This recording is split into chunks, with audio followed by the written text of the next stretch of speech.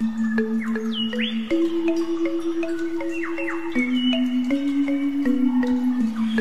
guys, welcome back to Bali Unique Channels. Dan di video kali ini saya akan berbagi tentang sebuah upacara di Bali yang disebut dengan upacara nyekah, yang biasanya dilakukan setelah upacara ngaben. Pada umumnya, sebelum upacara nyekah dilakukan akan didahului dengan upacara yang disebut dengan upacara ngangkit, yang dilakukan di pantai di mana abu dari orang yang diaben ditaburkan sebelumnya.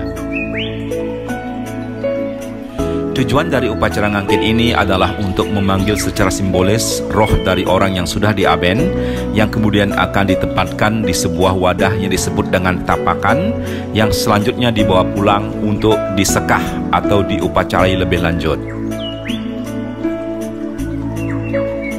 Setelah upacara ngangkit, biasanya dilanjutkan dengan upacara yang disebut dengan ngangget daun bingin, yang umumnya dilakukan di sebuah tempat yang ada pohon beringin yang besar, yang bertujuan untuk memetik daun beringin yang kemudian akan ditaruh atau menjadi bagian yang terpenting dari Puspalingga atau sekah. Alat untuk memetik daun beringin ini berupa galah yang disebut dengan tieng gading yang berisi pisau di ujungnya yang disebut dengan tiuk sudamala. Kemudian daun beringin ini harus ditampung dengan wadah yang sudah berisi kain putih di atasnya. Upacara selanjutnya yaitu upacara ngajum sekah yang dimulai dengan pemilihan daun beringin, kemudian dibersihkan dengan air dan kapas, lalu dibuatkan aksara suci oleh pendeta. Selanjutnya dirangkai sedemikian rupa sebelum dililitkan ke Puspalingga atau sekah.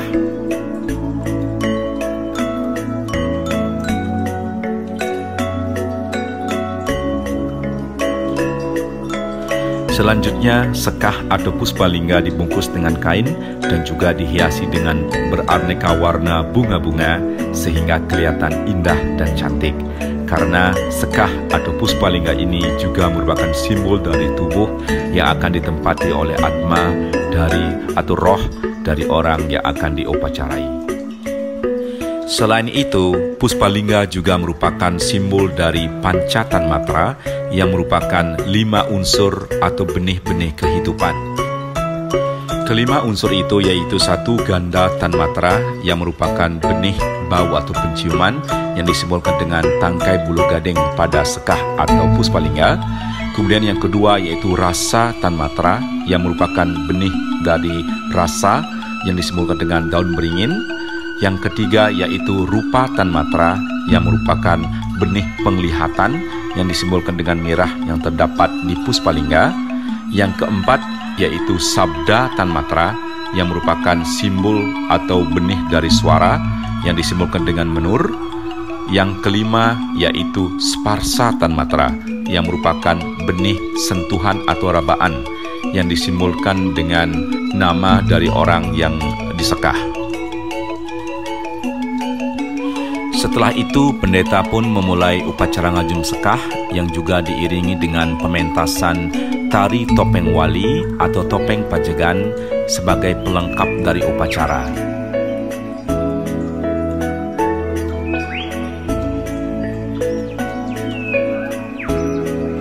Selain itu, nyanyian-nyanyian suci juga dilantunkan oleh para sekesanti yang kian menambah khidmatnya upacara nyekah.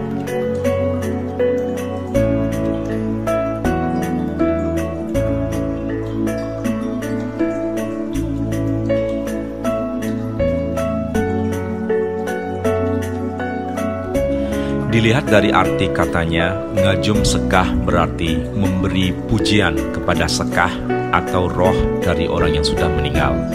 Jadi dapat juga disimpulkan bahwa tujuan utama dari nyekah ini adalah untuk memurnikan atau mensucikan roh dari orang yang sudah meninggal dengan cara mengembalikan unsur-unsur dari pancatan matra ke asalnya.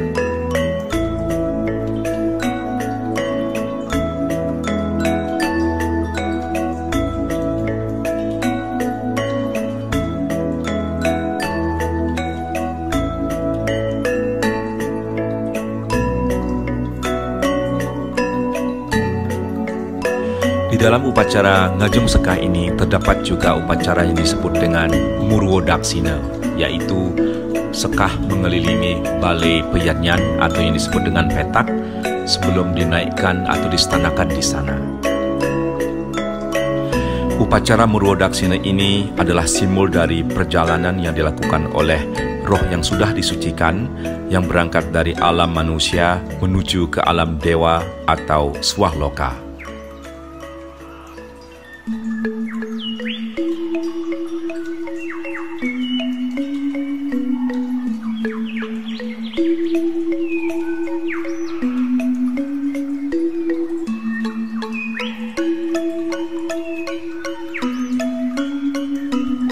Setelah upacara pemerelina, maka roh yang sudah disucikan pun sudah menuju ke alam dewa.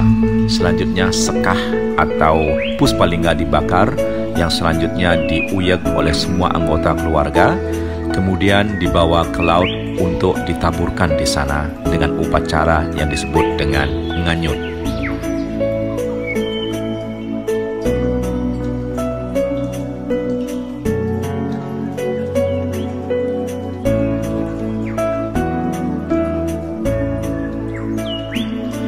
Upacara selanjutnya yaitu upacara meajar-ajar atau nyegara gunung yang dimulai dengan upacara ngangkit yang dilaksanakan di pantai yang bertujuan untuk memanggil kembali roh yang sudah disucikan untuk distanakan di sebuah tempat yang disebut dengan tapakan.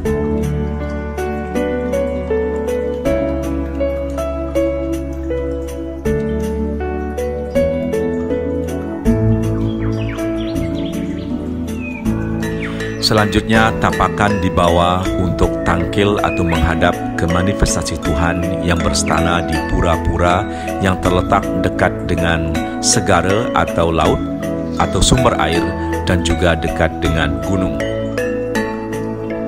Pada umumnya, pura-pura yang dituju untuk upacara meajar-ajar ini meliputi Pura Gewolawah, kemudian Pura Dalam Puri, yang juga termasuk di dalamnya adalah Pura Titigonggang, Pura Dalam Prajapati dan juga Tegal Penangsaran.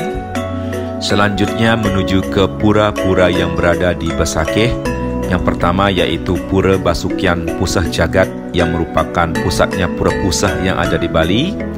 Kemudian melanjutkan perjalanan ke Pura Pedalaman untuk mendapatkan restu atau waranugraha dari Ida Bathara Kawitan. Dan yang terakhir yaitu menuju ke Pura Penataran Agung atau Pelinggih Padma 3.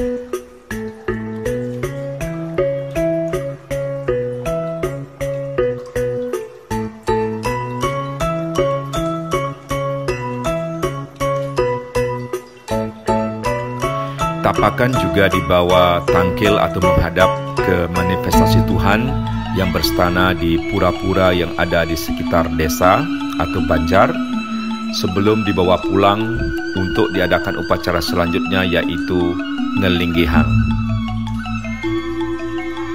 Kata ngelinggihang berarti menstanakan. Jadi tujuan dari upacara ini adalah untuk menstanakan roh suci dari keluarga yang sudah diupacarai di pura keluarga yang biasanya distanakan di pelinggih yang disebut dengan ibu. Kemudian sisa dari tapakan itu dibakar, kemudian dihaluskan dan ditaruh di sebuah kelapa muda, biasanya disebut dengan kelapa gading, yang selanjutnya ditanam di belakang pelinggih ibu. Dan selanjutnya, roh suci yang berstana di pelinggih ibu itu disebut dengan Dewa Hyang dan akan selalu dipuja oleh semua anggota keluarga.